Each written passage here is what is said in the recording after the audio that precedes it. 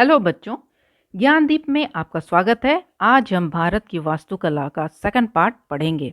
अब तक हम पढ़ चुके हैं कि भारत की वास्तुकला प्राचीन काल से मौर्य काल और गुप्त काल में किस प्रकार उन्नति की, और हम अब आगे पढ़ेंगे। महाराष्ट्र में मुंबई के समीप समुद्र में पर्वत शिलाओं को खोदकर बनाई गई एलिफेंटा की गुफाएं। महाराष्ट्र में मुंबई के समीप समुद्र के पर्वत शिलाओं को खोदकर एलिफेंटा की गुफाएं बनाई गई हैं। औरंगाबाद के पास मिली एलोरा की लगभग 30 गुफाओं में, और औरंगाबाद के पास एलोरा की गुफाएं मिली हैं और उनमें 30 गुफाओं में प्रत्येक दृष्टि से वास्तुकला का अध्ययन किया जा सकता है। और इन गुफाओं में वास्तुकला का बहुत ही सुंदर उदाहरण दिया गया है। आप वास्तुकला का अध्ययन कर सकते हैं, बहुत ही सुंदर रूप से बनाया गया है। इसमें मूर्तिकला और चित्रकला के अनुपम उदाहरण प्रस्तुत किए गए हैं। ये जो गुफाएं हैं, इनमें मूर्तिकला, मूर्ति को बहुत ही सुंदर रूप में दिया गया है, और चित्रकला और चित्र द्वारा पूरा गुफा जो है सजाया गया है। अजंता एलोरा की गुफाओं की चित्रकला के नमूने तो अद्वितीय हैं। ये अजंता और एलोरा की गुफाओं में जो चित्रकला है वो बहुत ही अद्भुत है। ऐसा लगता है कि गौतम बुद्ध के शिष्यों ने पर्वतीय प्रदेशों में साधना के लिए एकांत स्थान खोजे और वहां बुद्ध कथाओं को गुफाओं में खोद खोद कर चित्रित किए।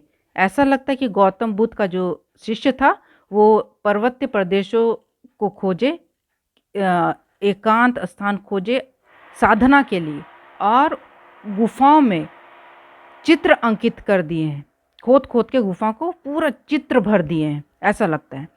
दक्षिण भारत में तंजावुर, चिदम्बरम, मदुरई, रामेश्वरम आदि स्थानों पर बने अनेक मंदिर इसके उदाहरण हैं। और दक्षिण भारत में भी जितने भी मंदिर हैं वो सब वास्तुकला के उदाहरण हैं। इसमें बहुत सुंदर सुंदर चित्र बनाए गए हैं। तंजावुर का बृहदेश्वर मंदिर विश्व भर में प्रसिद्ध है, और तंजावुर का जो बृहदेश्वर मंदिर है वो पूरे संसार में प्रसिद्ध है। इसका शिखर 200 फुट ऊंचा है। इसका जो शिखर है, चोटी है, वो 200 फुट ऊंचा है। जिस पत्थर पर स्वर्ण कलश है उसका वजन लगभग 900 क्विंटल है, और जो स्वर्ण कलश रखा गया है जिस पत्थर पे, उसका वजन 900 क्विंटल है। चिदम्बरम में नटराज की मूर्ति दर्शनीय है, और चिदम्बरम में जो नटराज की मूर्ति है वो देखने योग्य है। दर्शनीय का स्थान अर्थ होता है देखने योग्य। तांडव नृत्य करते हुए शिव जी की इस चतुर्भुज मूर्ति के एक हाथ में डमरू और दूसरे हाथ में अंधकार और बुराई का नाश करने वाली ज्वाला है। तांडव नृत्य करते हुए शिव के एक हाथ पे डमरू है और दूसरे हाथ में अंधकार और बुराई को नाश करने वाली ज्वाला है। मदुरई का मीनाक्षी मंदिर अपनी सुंदरता और भव्यता के लिए प्रसिद्ध है। यहाँ भव्यता का अर्थ होता है सुंदरता, और मदुरई का जो मीनाक्षी मंदिर है वो अपनी सुंदरता के लिए प्रसिद्ध है। विश्व भर से पर्यटक इन मंदिरों को देखने के लिए आते हैं, और पूरे संसार से लोग इन मंदिरों को देखने के लिए आते हैं। दक्षिण भारत के मंदिरों में जिस उच्च कोटि की वास्तुकला के दर्शन होते हैं उससे लगता है कि भारतीय इस कला का विधिवत प्रशिक्षण लेते रहे होंगे, तभी तो विश्व को इतनी अनुपम भेंट दे सके। दक्षिण भारत के जो मंदिर हैं उन मंदिरों में वास्तुकला के इतने सुंदर उदाहरण मिलते हैं, वास्तुकला के जो दर्शन होते हैं इतने अच्छे दर्शन करने के लिए मिलते हैं कि ऐसा लगता है कि कारीगर लोग जो है वो वास्तुकला को जो बहुत ही बारीकी तरीके से उसका प्रशिक्षण ट्रेनिंग लेकर ही ये कार्य किए होंगे, इस कलाओं का और ये मूर्तियों का निर्माण किए होंगे, इन मंदिरों का निर्माण किए होंगे। इतना सुंदर है और ये पूरे विश्व में प्रसिद्ध है। ओडिशा राज्य में बने कोणार्क के सूर्य मंदिर की वास्तुकला अद्वितीय है। ओडिशा राज्य में बने कोणार्क का मंदिर, सूर्य मंदिर, वास्तुकला का एक अनोखा उदाहरण है। इसमें सूर्य के 7 घोड़े बने हैं। सभी ऐसे सजीव लगते हैं मानो अभी बोल उठेंगे। बोलते सूर्य का जो 7 घोड़ा बना हुआ है वो ऐसा लगता है कि अभी बोल उठेगा, मतलब एकदम जीवित लगता है, जिंदा लगता है।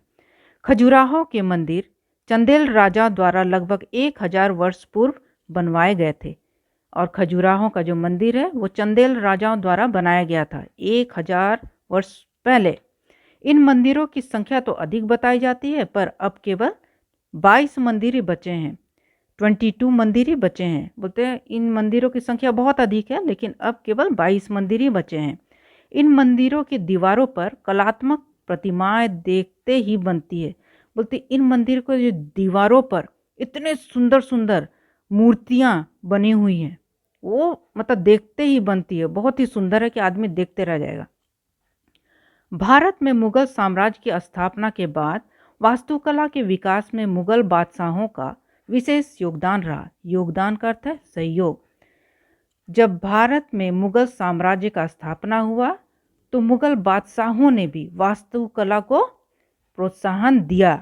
ताजमहल वास्तुकला का सर्वश्रेष्ठ उदाहरण है और ताजमहल वास्तुकला का सबसे अच्छा उदाहरण है, जो संसार के 7 आश्चर्यों में से एक है, जो संसार में 7 वंडर्स में से एक है।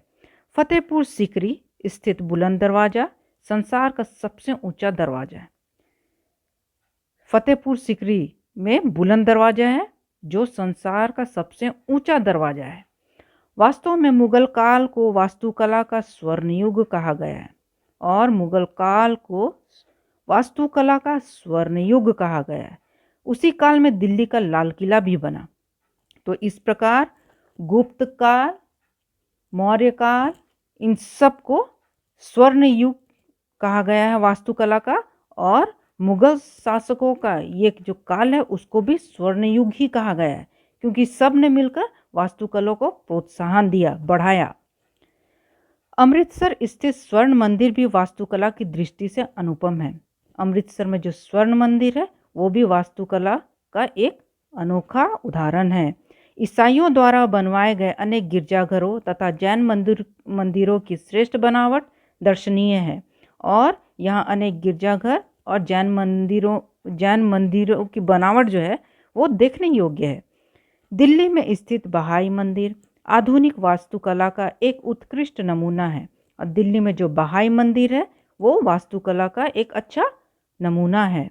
इसकी आकृति कमल के फूल जैसी है, इसलिए यह लोटस टेम्पल के नाम से भी प्रसिद्ध है। इसका जो आकार है वो लोटस टेम्पल की तरह है, इसलिए यह बहाई मंदिर का जो आकार है वो लोटस टेम्पल की तरह है, इसलिए इसको लोटस टेम्पल भी कहा जाता है। वास्तुकला प्राचीन काल की हो या आधुनिक काल की, भारतीय कला का कोई सनी नहीं। सनी का अर्थ है बराबरी। बोलते वास्तुकला वो प्राचीन हो या आधुनिक हो, भारतीय वास्तुकला का कोई भी बराबरी नहीं है। कला का इतना उत्कृष्ट एवं अद्भुत रूप शायद ही कहीं देखने को मिले। बोलता है कला का इतना सुंदर रूप, रंग केवल भारत में ही देखने के लिए मिलता है और कहीं नहीं।